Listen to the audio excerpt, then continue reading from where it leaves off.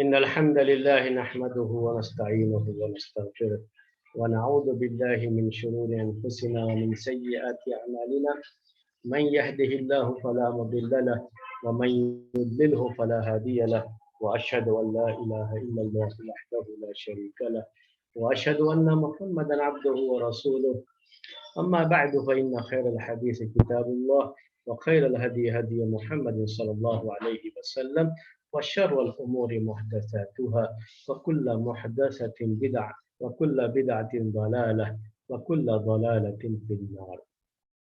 محترم بھائیوں،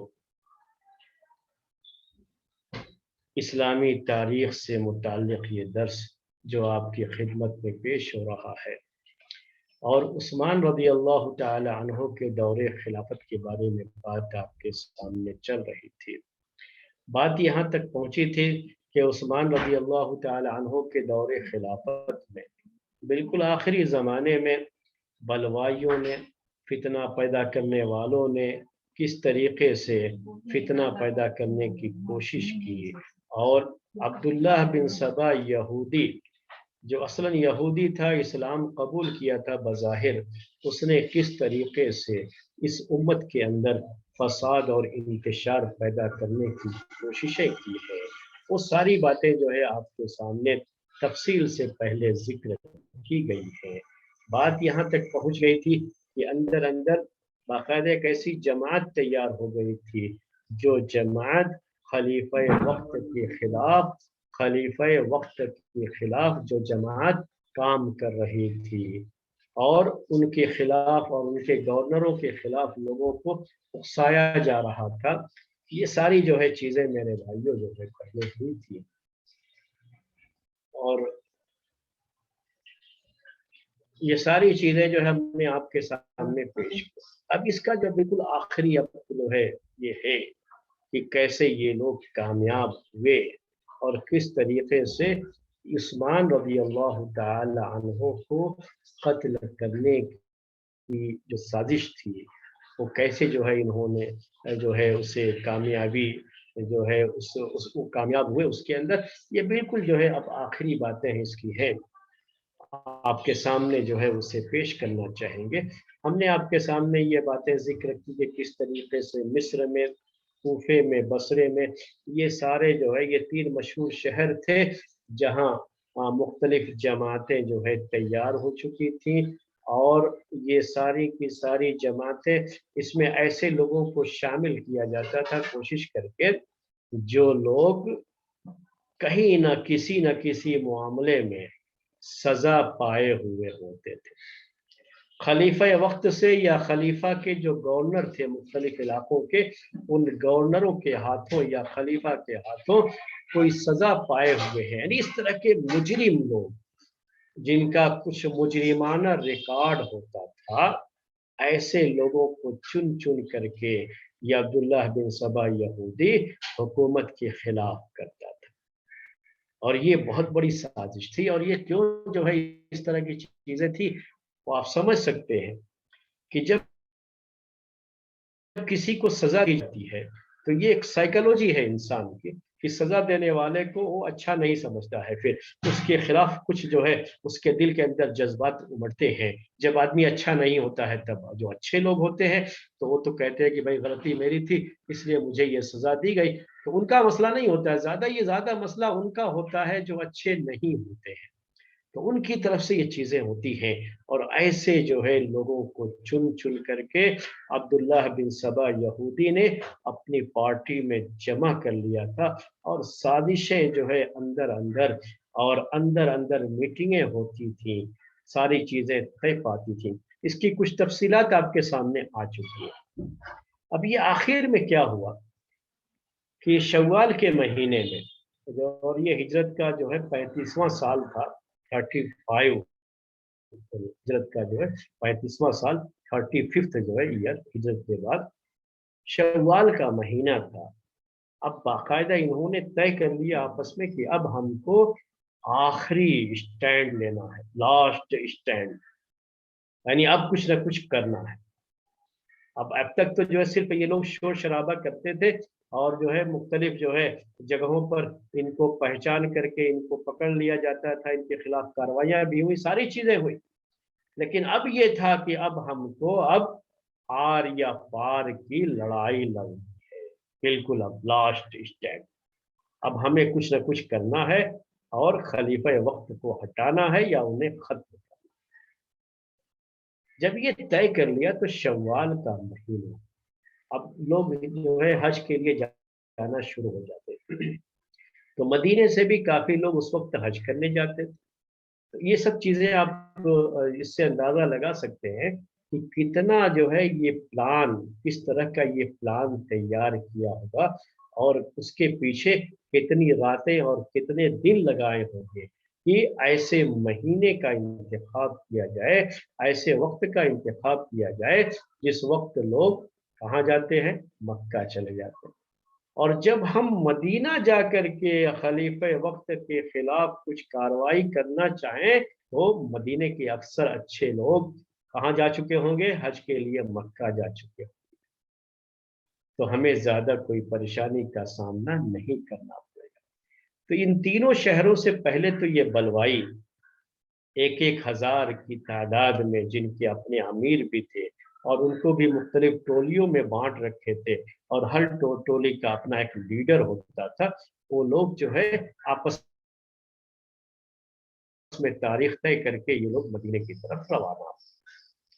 और शव्वाल का महीना उसके लिए इख्तियार किया कि अब इसी महीने से लोग हज के लिए निकलना शुरू हो जाते थे।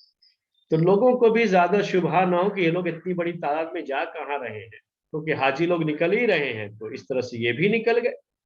तो लोग तो समझेंगे उस इलाके के रहने वाले कि जैसे और लोग हज करने जा रहे हैं ये लोग भी हज करने जा रहे होंगे, तो ज्यादा इनके पीछे कोई कुछ जो है किसी तरह की कोई चीज नहीं हो पाएगी और इनके खिलाफ कार्रवाई करने की या कोई इंक्वायरी बैठाने की या सोचने की कि ये लोग कहाँ जा रहे हैं, क्यों जा रहे हैं, इनका मकसद क्या है, तो इन सब चीजों से बचाव हो जाएगा।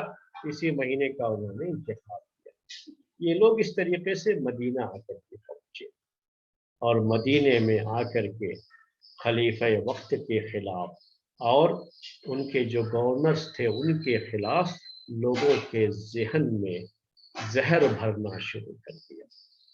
अब जाहिर सी बात है कि अच्छे लोगों का ये लोग इंतखाब नहीं करते कभी भी, ऐसे लोग, क्योंकि अच्छे लोग जो है फौरन उनका जवाब भी दे देंगे और इनके खिलाफ नोटिस भी ले सकते हैं और खलीफा वक्त को जाके शिकायत भी कर सकते हैं, सारी चीजें हो सकती है। तो हमेशा ये लोग इस तरह की जो है गलत खबरें फैलाने के लिए बुरे लोगों का ही इंतखाब करते थे, जो समाज में अच्छे नहीं माने जाते हैं ऐसे लोगों का इंतखाब।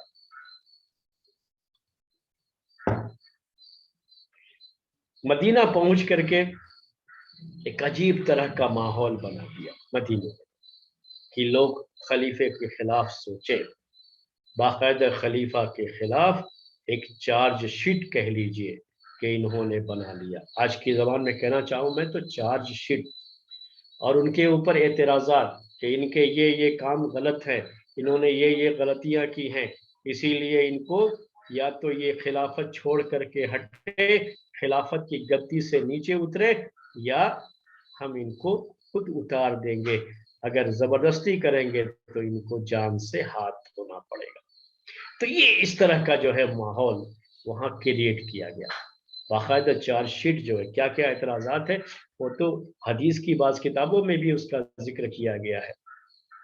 उस्मान रज़ी अल्लाह तआला अन्हु को इसके बारे में मालूमात हो चुकी थी और बाकायदा उस्मान रज़ी अल्लाह तआला अन्हु ने इनके ताल्लुक से दो आदमियों को भेज भी दिए कि जा करके इनके अंदर रह करके, वो भी दो आदमी ऐसे थे जिनको सजा मिली थी, क्योंकि ऐसे लोगों पर ये फिर शुबहा नहीं करते थे इनकी टोली में चले जाए, और लेकिन वो अच्छे आदमी थे दोनों। जो अच्छे लोग होते हैं उनको अगर किसी गलती की वजह से सजा मिलती भी है तो समझते हैं कि हमारी गलती पर ये चीज हुई है और वो शर्मिंदा होते हैं अपनी गलती पर और सजा देने वाले का शुक्रिया अदा करते हैं, उसके खिलाफ कुछ जो है महाज नहीं बनाते, कोई अलग से जो है उनके खिलाफ चालें नहीं चलते हैं।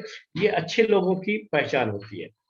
तो ये दो अच्छे आदमी थे, तो इनको उस्मान रज़ी अल्लाह तआला ने भेजा, उन्हीं के अंदर जाओ घुल मिल करके रहो और देखो ये लोग करना क्या चाहते हैं, वो पूरी रिपोर्ट ला करके मेरे सामने पेश करो। उन दो आदमियों ने पूरी रिपोर्ट ला करके पेश कर दिया कि इनका इरादा क्या है और ये करना क्या चाहते हैं। गवर्नरों के ताल्लुक से भी जो इनके जो जहन में चीजें थी वो भी, और उस्मान रज़ी अल्लाह तआला अन्हु के ताल्लुक से भी जो इनके जो है बुरे इरादे थे वो सब भी ला करके पेश कर दिया। उस्मान रज़ी अल्लाह तआला अन्हु ने उसके बाद मदीने में जो अच्छे लोग थे उनको इकट्ठा किया, मस्जिद नबवी में हाजिरी हुई। मस्जिद नबवी में हाजिरी हुई जिसमें ये लोग भी जो 3 शहरों से आए हुए थे, शाम का एक एरिया था, वहाँ इनकी दाल नहीं गली थी। शाम में मुआविया रज़ी अल्लाह तआला अन्हु इतने जो है उस चौकन्ना किस्म के वो थे मुदब्बिर और सियासतदां कि वहाँ किसी की दाल नहीं गली। वहाँ इन्होंने चाहा कि इनकी जमात वहाँ भी तैयार हो जाए, लेकिन वहाँ ऐसा कुछ नहीं हुआ। 3 जगहों में इनको बड़ी कामयाबी मिली थी, मिस्र में, कूफे में और बसरे में। तो ये लोग भी वहां जाकर के बैठे हुए थे। जो भी इनके एतराजात थे उस्मान रज़ी अल्लाह तआला अन्हु ने हर एक का जवाब दिया, और ऐसा जवाब दिया कि सुनने वाला उस पर मुतमईन हो जाए। सहाबा की और जिसी तरह से अच्छे ताबईन की जो वहाँ जमात थी, जिनको जो है मिंबर पर आकर के ये सारी वजाहत उन्होंने की थी अपनी तरफ से, और जो है क्लियर हर चीज को क्लियर किया था, जो एतराजात थे उनका जवाब दिया था, जो चार्जशीट थी उसका जवाब दिया था, और सहाबा और ताबईन अच्छे लोग मौजूद थे और साथ में बलवाई भी थे। और अपने हर जवाब के बाद उनसे पूछा, सहाबा की जमात से जो ताबईन मौजूद थे, अच्छे ताबईन, उनसे पूछा कि क्या ऐसा नहीं है, तो सबने जो है उनके जवाब की तस्दीक की और उनका जवाब बिल्कुल सही है। सबने जो है उस पर इत्मीनान जाहिर किया था। वो क्या थे, एक चंद एतराज में आपके सामने पेश करता हूँ। एक बात एक नोट कर लीजिएगा आप, मेरी ये बात जो है आपको ये दुनिया को जानने के लिए और हत्ता कि उलमा को पहचानने के लिए भी आपको ये चीज़ बहुत काम आएगी। ये नोट कर लीजिए आप मेरी तरफ से। उर्दू में एक बहुत मशहूर जुमला है, कहते हैं कि आधा सच मुकम्मल झूठ से ज्यादा खतरनाक होता है। नोट कर लीजिएगा, क्या है ये जुमला? आधा सच मुकम्मल झूठ से भी ज्यादा खतरनाक होता है। ये बहुत सारे उलमा भी ऐसे ही करते हैं अपने बयान वगैरह में, आधा सच बोल के छोड़ देते हैं। वो मुकम्मल झूठ से खतरनाक होता है। तो यहाँ बहुत से लोग इस तरह की हरकतें करते हैं, और खास तरीके से जिनके दिलों में फसाद होता है। दिलों के फसाद की अलामत ये है कि आदमी आधा सच बोलता है, मुकम्मल सच नहीं बोलता। तो जितने भी चार्जशीट थे उस्मान रज़ी अल्लाह तआला अन्हु के खिलाफ, ये सब की सब आधे सच पर ही मबनी, मुकम्मल झूठ भी नहीं था। बात तो चीजें ऐसी भी थी जो मुकम्मल झूठ भी थी, लेकिन जो है अक्सर जो है जो चार्जशीट थी वो क्या है, आधे सच पर मबनी थी। अब मैं आपको बताता हूँ। उस्मान रज़ी अल्लाह तआला अन्हु मक्के में जाते थे हज के लिए, तो नमाज पूरी पढ़ते थे, ये सच है। लेकिन इतना ही बयान करके आप छोड़ दें तो सामने वाला क्या समझेगा कि ये कैसे थे उस्मान रज़ी अल्लाह तआला अन्हु, कि प्यारे नबी सल्लल्लाहु अलैहि वसल्लम ने, तो आप जब भी हज करने गए, एक ही मरतबा हज करने गए थे, उसके अलावा उम्रा करने गए, तो आप जब भी सफर करके गए तो मुसाफिर की हैसियत से आपने वहां पे कसर की नमाज पढ़ी थी, मीना में भी कसर की नमाज पढ़ी थी आपने। लेकिन उस्मान रज़ी अल्लाह तआला अन्हु मुकम्मल नमाज पढ़ते थे, कसर नहीं करते थे। तो ये अपनी जगह पर सच है, लेकिन ये आधा सच है। अगर सिर्फ इसी सच को बयान करके छोड़ देंगे तो सुनने वाला उस्मान रज़ी अल्लाह तआला अन्हु के ताल्लुक से गलत बात ज़हन में बैठा लेगा कि क्या उस्मान रज़ी अल्लाह तआला अन्हु इस तरह से करते थे, सुन्नत की ऐसी मुखालफत करते थे, प्यारे नबी सल्लल्लाहु अलैहि वसल्लम की सुन्नत छोड़ दिया उन्होंने। आपका तरीका था कि आप जो है मिना में 2 रकात नमाज पढ़ते थे, इन्होंने 4 रकात नमाज पढ़ी। हमेशा आदमी उस्मान रज़ी अल्लाह तआला को गलत समझ जाएगा। यही होता है, ये आधा सच बोलने से यही होता है। हालांकि ये सही है कि वो 4 रकात पढ़ते थे मिना, मक्का जब जाते थे तो ये जो है कसर नहीं करते थे, ये सही है अपनी जगह। उस्मान रजी अल्लाह तआला अन्हु ने उसका जवाब दिया, कहा कि मेरे वहां पर अहल है, मेरे वहां पर अहल है, यूं समझो कि मेरा वहां पर घर है। दूसरे अल्फाज, तो जब आदमी किसी ऐसी जगह जाए जहां उसका अपना घर हो, उसके अपने रिश्तेदार हो, तो फिर वो मुसाफिर नहीं रह जाता है, अब वो मुकीम बन जाता है और उसको पूरी नमाज पढ़नी पड़ती है, उसको कसर नहीं करना होता। तो उस्मान रज़ी अल्लाह तआला अन्हु शुरू से ही ऐसा नहीं कर रहे थे, शुरू से वो भी कसर ही करते थे, लेकिन बाद में उन्होंने मुकम्मल जो है पढ़ना शुरू किया जब उनके वहां पर अहल हो गए। ये एक है, जैसे मैं आपको मिसाल दूं समझने के लिए, कि आप बेंगलुरु में रहते हैं और आपने एक शादी हैदराबाद में भी कर ली, तो हैदराबाद में आपकी एक बीवी है, एक बेंगलुरु में है, तो आप इस बीवी के पास भी रहते हैं, उस बीवी के पास भी जाते हैं। तो जब आप हैदराबाद जाएंगे, आपकी बीवी वहां मौजूद है, तो आपका वो क्या हो गया, वो भी एक दूसरा घर हो गया। अब आप वहां कसर नहीं करेंगे, वहां आपको मुकम्मल नमाज पढ़नी है। तो ये थी सच्चाई, असल ये पूरी सच्चाई ये थी। जब इस सच्चाई के साथ आप बयान करोगे तो उस्मान रज़ी अल्लाह तआला अन्हु की कोई गलती नहीं, बल्कि जो शरीयत का तरीका है, जो शरीयत का हुक्म है, वही किया उस्मान रज़ी अल्लाह तआला अन्हु। उन्होंने ये जवाब दिया, और जो मौजूद थे सहाबा और ताबईन की जमात, उनसे कहा कि क्या ये सही नहीं है? सबने कहा बिल्कुल आपने सही किया, सही, आपने जो किया है सही किया। ये होता है आधा सच और आधा झूठ। ठीक है, मैं आपको एक आलिम की बात कहता हूँ, मैं इसलिए कहा था कि जो है वो बहुत सारे, यानी लोग, बहुत सारे लोग जो है खुतबों में इसमें आधा सच बयान करके छोड़ देते हैं। तो किसी मसले में एक आलिम ने कहा कि अहले इल्म की ये राय है, अहले इल्म इस हदीस के बारे में ये कहते, वो आधा सच था सिर्फ। मतलब क्या आधा सच, यानी अहले इल्म की एक जमात उसकी कायल है, जबकि अहले इल्म की दूसरी जमात दूसरी भी इसकी कायल। लेकिन ये बेचारे आम लोग जो सुन रहे थे खुतबा, वो क्या समझेंगे कि अहले इल्म जो कहते हैं वो ये है, और ये जो बात फला आदमी कहा है वो गलत है, वो अहले इल्म की राय नहीं हो, तो ये समझ जाएंगे। जबकि मामला ये नहीं है, मामला ये है कि वो खतीब साहब जो जिक्र कर रहे थे वो भी अहले इल्म की राय है, और दूसरे खतीब ने जो जिक्र किया था वो भी अहले इल्म ही की राय है, वो कोई जाहिल लोगों की राय नहीं है। तो इस तरह से बयान करना ये आधा सच होता है। ऐसे मौके पर कैसे बयान किया जाता है कि अहले इल्म की, स्कॉलर्स की एक राय ये है, ये कहा जाता है। और अक्सर लोग ये गलतियां करते हैं बयान करने में, कि जो एक राय होती है, जिस मसले में कई राय होती है, तो एक राय को पेश करते हुए ये कहते हैं कि यही अहले इल्म की राय है, वो गलत हो जाती है, ये आधा सच हो जाता है, और इससे लोगों को परेशानी होती है। दूसरा क्या है उनके ऊपर जो एतराज, कहा कि जो सबसे पहली इस्लामी जंग हुई, बद्र की लड़ाई, आप उससे गायब थे, पहले ही जंग में आप शरीक नहीं हुए। ये चार्जशीट है जो उस्मान रज़ी अल्लाह तआला अन्हु के खिलाफ उन्होंने दाखिल की, दाखिल कहीं नहीं किए थे, लोगों में इस तरह से पेश करते थे। उस्मान रज़ी अल्लाह तआला अन्हु ने कहा, ये आधा सच है, ये भी सच है, वो नहीं थे, शरीक नहीं हुए थे उसमें। उस्मान रज़ी अल्लाह तआला अन्हु बद्र की लड़ाई में शरीक नहीं थे, ये इस हद तक सच है, लेकिन ये आधा सच है।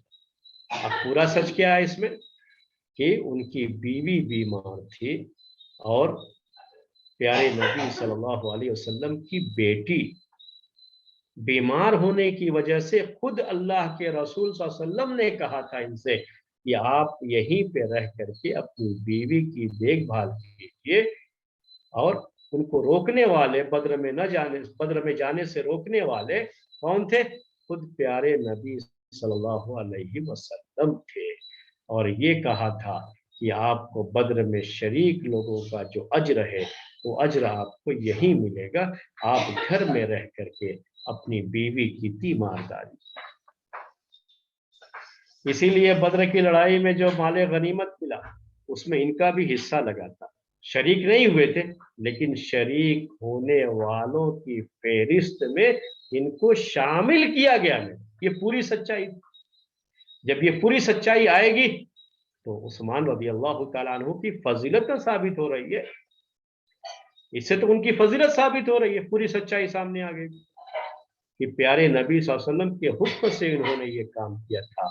और एक उम्मती, एक मुसलमान प्यारे नबी सल्लल्लाहु अलैहि वसल्लम के अहकाम का पाबंद होता है और उनको फजीलत हासिल है। एक और बात क्या, वो आधी सच्चाई क्या है कि आप बैअते रिजवान में शामिल नहीं हुए, बैअते रिजवान में शामिल नहीं हुए,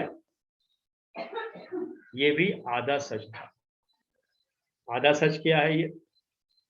ये सही है कि वो बैअते रिजवान में शामिल नहीं थे। बैअते रिजवान किसे कहते हैं? कि सुलह हुदैबिया के मौके पर जब आप गए थे मक्का, आप जो है उम्रे के इरादे से गए थे, लेकिन आपको हुदैबिया के मकाम पर रुकना पड़ गया था और वहां सुलह की बातें चल रही थी। उस मौके पर उस्मान रज़ी अल्लाह तआला अन्हु को मक्के वालों से बात करने के लिए मक्का भेजा गया। तो जब ये बैत ली गई थी उस वक्त ये मक्के में थे, वहां नहीं थे मौजूद, तो इसलिए शरीक नहीं हुए। तो ये कहना कि ये बैत रिजवान में शरीक नहीं थे, ये आधी सच्चाई, सच्चाई है लेकिन आधी सच्चाई।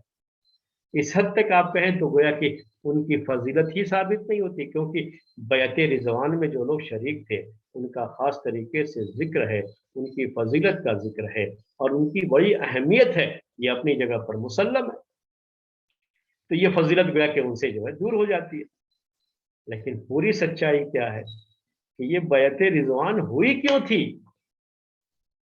और ये मक्का जो भेजा गया था उस्मान रज़ी अल्लाह तआला अन्हु की फजीलत तो वहां साबित है। पूरी बात बयान करनी, किसी एक आदमी को मक्का भेजा जाना था। उमर रज़ी अल्लाह तआला अन्हु के बारे में बात आई थी कि इनको भेजा जाए, तो उमर रज़ी अल्लाह तआला अन्हु पीछे हट के कहा कि नहीं, मैं नहीं, उस्मान ज्यादा मुनासिब है, इसके लिए आप इनको भेज दीजिए, क्योंकि यहाँ वहाँ इनके कुछ ऐसे लोग भी हैं कि अगर मक्के वाले इनके साथ कुछ बुराई का इरादा करेंगे तो इनकी तरफ से दिफा करने वाले लोग, डिफेंस करने वाले लोग वहां मौजूद है। यानी इतनी अहमियत थी उस्मान रज़ी अल्लाह तआला। सोचिएगा जरा, उनकी अहमियत के पेशे नजर तो उनको भेजा गया था। और दूसरी बात क्या थी कि ये बैत रिजवान क्यों लिया था अल्लाह के रसूल सल्लल्लाहु अलैहि वसल्लम? ये जो दरख्त के नीचे बैत ली गई, इसका जिक्र कुरान में है, ये बैत क्यों ली गई थी? ये इसलिए ली गई थी कि ये खबर फैल गई थी वहां पे कि उस्मान रज़ी अल्लाह तआला अन्हु को कत्ल कर दिया गया है, कत्ल कर दिया गया है, मक्के वालों ने कत्ल कर दिया है, झूठी खबर फैल गई थी। और ये था मामला कि ये जैसे ये सफीर थे उस वक्त, एम्बेसडर थे, और किसी भी कौम का जब सफीर होता है कोई, तो जाहिलियत में भी ये चीज थी, पहले भी ये चीज थी और इस्लाम में भी ये चीज है, और आज भी पूरी दुनिया में ये कानून है कि किसी भी मुल्क का जो सफीर और एम्बेसडर होता है उसको आप कुछ नहीं कर सकते, उसको कत्ल करेंगे तो बहुत बड़ा जुर्म माना जाता है। और उस जो है कौम और उस मुल्क के खिलाफ गोया कि आपने ऐलाने जंग किया है, जंग का ऐलान कर दिया है, असल इसका मतलब ये होता है। तो जैसे ये खबर फैली, प्यारे नबी सल्लल्लाहु अलैहि वसल्लम चूंकि वो सफीर थे, आपकी तरफ से गए थे बात करने के लिए, और ऐसे लोगों को कोई नुकसान नहीं पहुंचाया जाता है। आपने जब ये सुना तो सहाबा को इकट्ठा किया, कहा अगर ऐसा मामला है तो हमें उस्मान के खून का बदला लेना होगा, हमें जंग करनी होगी। और सहाबा जो मौजूद थे तकरीबन 1400 से कुछ ज्यादा लोग थे उस वक्त वहां पर, उन सहाबा से आपने कहा कि आप मेरे हाथ पर बैत करो कि जान चली जाए लेकिन हम खून का बदला जरूर लेकर के जाए, मक्के वालों के खिलाफ जंग करने के लिए। अगर ऐसा किया है, उन्होंने ये जुर्म किया है कि उस्मान रज़ी अल्लाह तआला अन्हु को कत्ल किया है, तो हम इनकी ईंट से ईंट बजा देंगे, इनको छोड़ने वाले नहीं, और हम मरने तक जो है लड़ते रहेंगे इसके लिए। वो बैत ली गई थी वहां पर। तो ये बैत किसके बारे में ली गई थी? खुद उस्मान रज़ी अल्लाह तआला अन्हु के बारे में ही तो ली गई थी। वो कहां से वहां रहेंगे? ये उन्हीं के खून का बदला लेने के लिए तो जो है ये बैत ली गई थी। जो गलत खबर जो है फैल गई थी उसके लिहाज से ली गई थी, और उसमें भी ये बात भी ये है, असल सच्चाई जो पूरी सच्चाई है उसमें भी ये हुआ था कि अल्लाह के रसूल सल्लल्लाहु अलैहि वसल्लम ने अपना एक हाथ दूसरे हाथ पर मारते हुए कहा था कि ये उस्मान की तरफ से बैयत है। अब ये पूरी बात आई तो सच्चाई सामने आई ना पूरी, इसमें तो उनकी फजीलत साबित होती है ना, ये खुद प्यारे नबी सल्लल्लाहु अलैहि वसल्लम ने उनकी तरफ से बैयत कर। कितनी बड़ी बात है, कितनी बड़ी बात है मेरे भाइयों। और आधी सच्चाई बयान करने से कितना बड़ा नुकसान होता है, ये बात थी। इसी तरीके से उनके खिलाफ ये बात कि आपने बहुत ही कम उम्र के लोगों को, यूथ जिसे आज के दौर में क्या कहते हैं, यूथ, यूथ को आपने आगे बढ़ाया है, और जो बड़ी उम्र के लोग हैं उनको ओहदा नहीं मिला, मनसब नहीं मिला, और आप यूथ को आगे बढ़ाना चाहते, ये भी उनके खिलाफ चार्जशीट थी। उन्होंने जवाब दिया इसका, कहा कि क्या प्यारे नबी सल्लल्लाहु अलैहि वसल्लम ने नौजवानों को आगे नहीं बढ़ाया था, यूथ को आगे नहीं बढ़ाया था? ये तो हर तरक्की याफ्ता कौम अपने यूथ को आगे बढ़ाती है, और बड़े लोगों की मौजूदगी में उनको ट्रेनिंग दी जाती है, उनकी तरबियत की जाती है, ताकि आगे चल करके इन्हीं को जो है लीडर बनना होता है, इन्हीं को जो है हालात को संभालना होता है, और इन्हीं को जो है पूरी जो है पूरे जो है मामलात को सुलझाना होता है, आगे चल करके इन्हीं को काम करना होता है फील्ड में। तो अगर अभी उनकी तरबियत नहीं करेंगे तो बाद में कैसे जो है काम? ये तो तरीका प्यारे नबी सल्लल्लाहु अलैहि वसल्लम का था। आपने उसामा रदी अल्लाह तआला अन्हु को गवर्नर, ये फौज का कमांडर बनाया था, एक ऐसी फौज जिसमें उमर रदी अल्लाह तआला अन्हु जैसे शख्स मौजूद थे। और उम्र कितनी थी इनकी, उसामा की? बिल्कुल नौजवान थे, 17 साल के नौजवान, यानी इसी 20 साल के जो है कहिए कि जो है टीन एज जो इसे कहते हैं, इसी उम्र में थे। 20 साल के अंदर अंदर थी उनकी उम्र, इतनी ही थी। उस वक्त भी बाज लोगों ने एतराज किया था इसी तरीके से, उनकी सिपह सालारी को लेकर के, उनकी कमांड्री को लेकर के। लेकिन ये तो सही फैसला होता है, सही तरीका होता है कि बड़ों की मौजूदगी में छोटों को जिम्मेदारियां दी जाएं, ताकि आगे चल करके ये सही माने में लीडर बन सके, और लीडरशिप की जो सलाहियतें होती हैं वो उनके अंदर पनप सके। ये तो तरबियत का एक अंदाज है, प्यारे नबी सल्लल्लाहु अलैहि वसल्लम ने भी किया, हमने भी किया। उस्मान रज़ी अल्लाह तआला अन्हु ने कहा, पूछा मौजूद लोगों से, क्या ये सही नहीं है? सबने कहा बिल्कुल सही है, ये खुद प्यारे नबी सल्लल्लाहु अलैहि वसल्लम ने किया, अबू बकर रज़ी अल्लाह तआला अन्हु ने किया, उमर रज़ी अल्लाह तआला अन्हु ने किया, तो फिर अगर उस्मान रज़ी अल्लाह तआला अन्हु ने किया है तो कौन सी गलती है इसमें? ये भी एक बात थी मेरे भाई, ये बात भी समझ में आ गई। हमेशा क्या होता है, आधा सच हमने कहा बड़ा खतरनाक होता है, पूरा सच बयान करें कि ये जो है जो कर रहे हैं उस्मान रज़ी, ये ऐसा भी नहीं था कि सिर्फ नौजवानों को बनाया था, नहीं, बड़े लोगों ही ज्यादा थे, लेकिन कुछ नौजवानों को भी शामिल किया था, और ये उनकी तरबियत होती है इसमें। सिर्फ नौजवान भी नहीं थे, यानी सिर्फ नौजवान का बयान किया जाए तो ये भी आधा सच हो जाता है।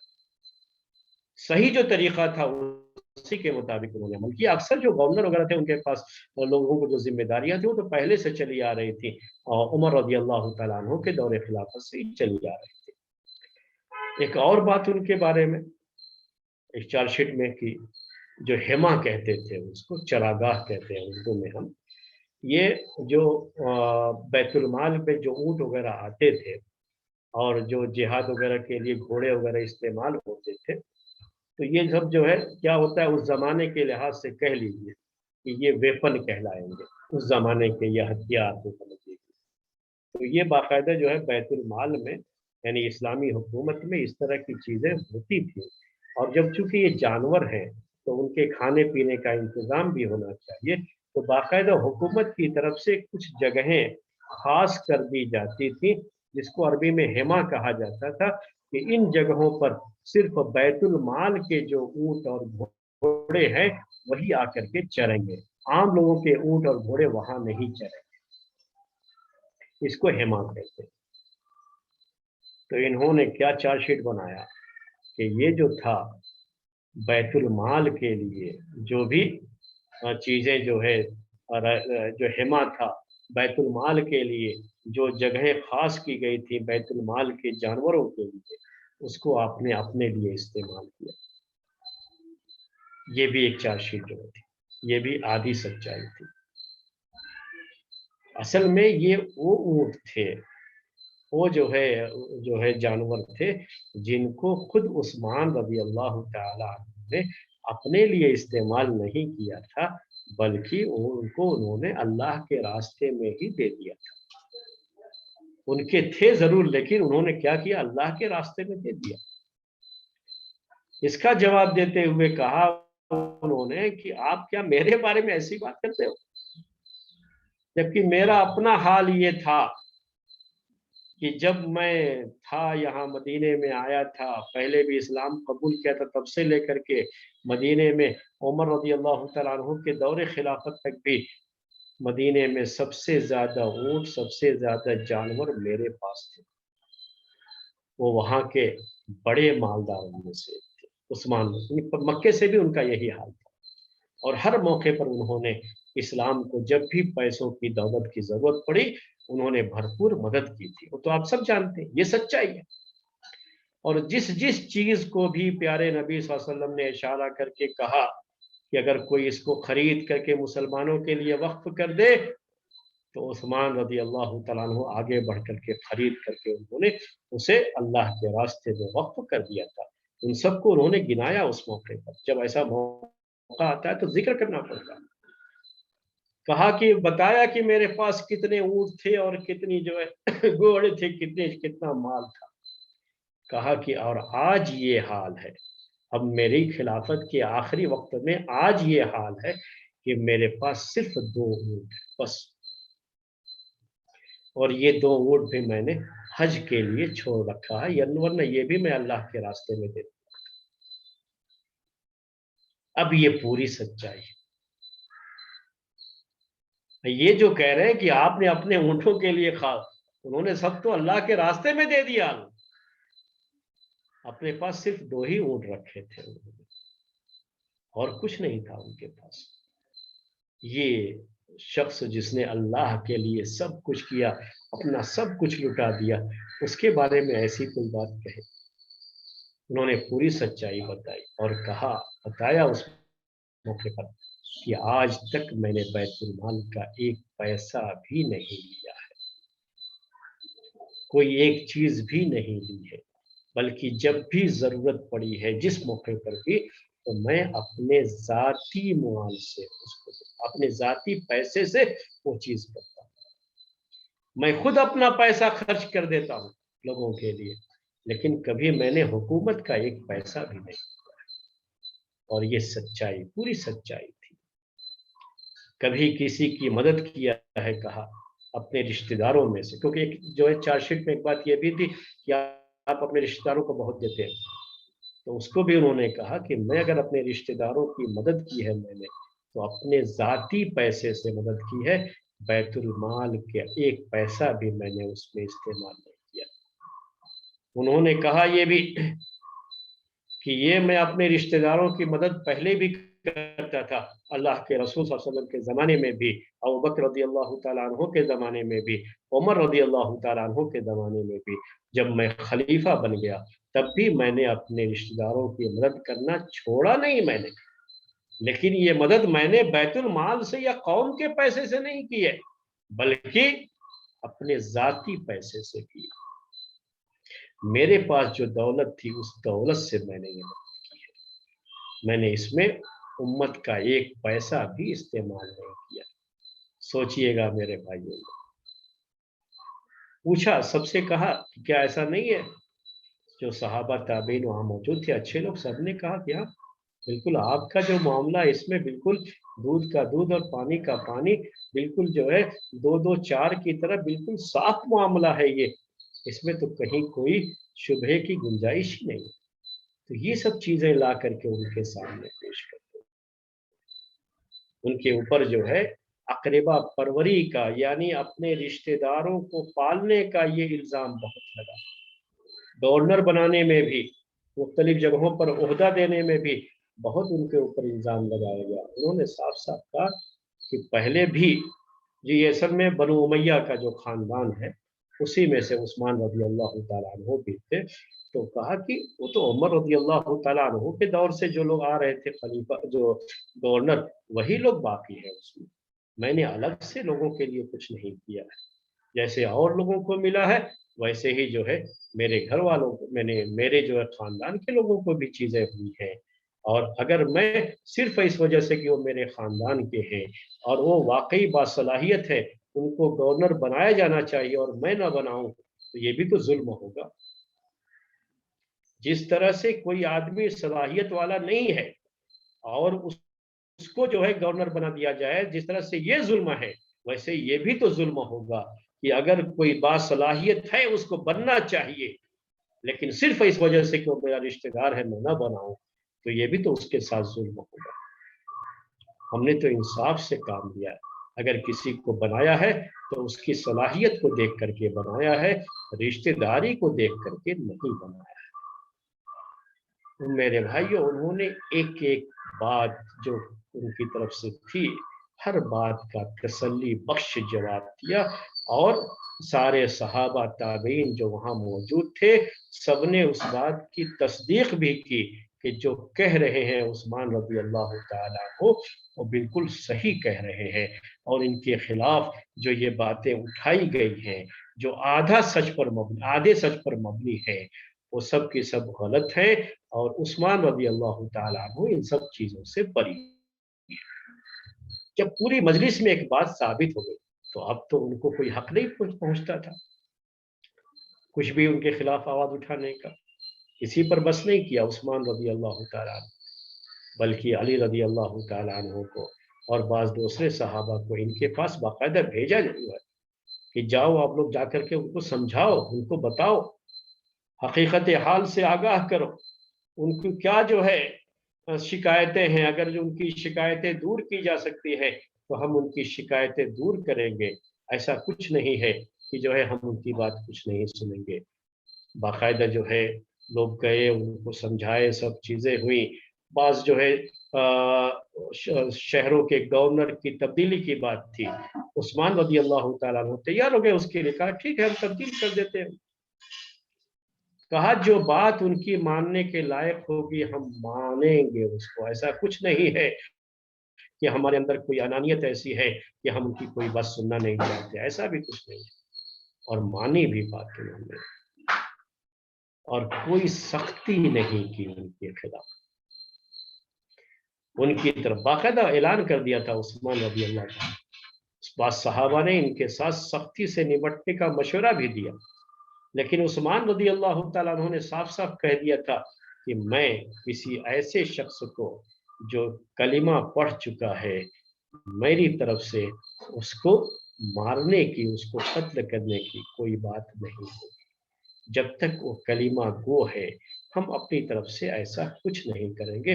अपनी तरफ से हम किसी का खून नहीं मारेंगे। इन्होंने साफ कर दिया था क्लियर कर दिया था सहाबा के सामने कि हम नहीं करेंगे। और कहा कि सिर्फ अपनी जान के लिए या अपने जो है खलीफे के ओहदे के लिए मैं किसी का खून बहाना नहीं चाहता। बहुत जो है उन्होंने ये क्लियर कर दिया था। और किसी को भी जो बात सहाबा ने ये मशवरा दिया था कि सख्ती के साथ जो है निपटा जाए उन्होंने उसे कबूल नहीं किया। अमीर मुआविया रज़ी अल्लाह तआला इससे पहले ये बात आई थी आपके सामने कि हालात को देखते हुए सारे जो है शहरों के जो गवर्नर थे उनको मदीना बुला करके उनके साथ भी मशवरा किया था उस्मान रज़ी अल्लाह तआला ने। और अमीर मुआविया रज़ी अल्लाह तआला अन्हु ने बात को पूरी तरीके से समझ जाने के बाद उनको अल्लाह ताला ने बड़ी सलाहियत दी थी इस तरह की सियासी जो है समझबूझ बहुत थी उनके पास। तो उन्होंने अंदाजा लगा लिया कि उस्मान रज़ी अल्लाह तआला अन्हु को यहाँ रहते हुए जान का खतरा है। उन्होंने उनके सामने ये पेश किया था कि आप मेरे साथ ये छोड़ करके मदीना चले जाए, शाम चले आइए छोड़ करके। शाम में आपको कोई कोई नुकसान नहीं पहुंचाए। लेकिन उन्होंने इनकार कर दिया था। कहा कि नहीं, अल्लाह के रसूल सल्लल्लाहु अलैहि वसल्लम की यहाँ कब्र है اور یہاں پر ہمارے سب ساتھی ہیں، ان کو چھوڑ کر کے، ان کا پڑوس چھوڑ کر کے میں دور جانا نہیں چاہتا۔ یہ بھی جو ہے پیش کیا امیر معاویہ رضی اللہ تعالیٰ عنہ نے کہ اگر ایسی باتیں آپ یہی رہنا چاہتے ہیں تو میری طرف سے یہ آفر ہے آپ کو کہ میں شام سے فوج بھیجتا ہوں آپ کے پاس، جو آپ کی یہاں حفاظت کرتی رہے گی۔ اس کا بھی انکار کر دیا عثمان رضی اللہ عنہ، کہا کہ نہیں، وہ آئیں گے تو ان کو یہاں پورا جو ہے انتظام کر کے دینا پڑے گا، تو جو بیت المال کا مال یہاں مدینے والوں پر خرچ ہونا چاہیے وہ خواہ جو ہے دوسروں پر خرچ کرنا پڑے گا، شام کی فوج پر خرچ کرنا پڑے گا، یہاں پر شام کی فوج پر شام کا جو مال ہے وہ خرچ ہوتا ہے، میں مدینے والوں پر تنگی کرنا نہیں چاہتا، یہ کہہ دیا۔ آج کے حالات کو دیکھیے آپ، مختلف ممالک کے، اور عثمان رضی اللہ تعالیٰ عنہ کی یہ باتیں انہوں نے قبول نہیں کیا۔ صحابہ کے اور بھی بہت کچھ مشورے تھے، لیکن ان کے سامنے صرف اللہ کے رسول صلی اللہ علیہ وسلم کی بات تھی کہ ایسا وقت آئے گا اور اس موقع پر ان کو صبر کرنا ہے، صبر کرنا ہے، اور اسی صبر کے ساتھ جام شہادت نوش فرمانا ہے۔ ان کے سامنے صرف یہی ایک چیز تھی، اور ہمیشہ وہ صرف یہی کہتے رہے کہ میں اپنی جان کے لیے کسی مسلمان کی جان کو خطرے میں ڈالنا نہیں چاہتا، میں نہیں چاہتا کہ میرا دفاع کرتے ہوئے کوئی بھی مسلمان مارا جائے، میں یہ ہرگز نہیں چاہتا۔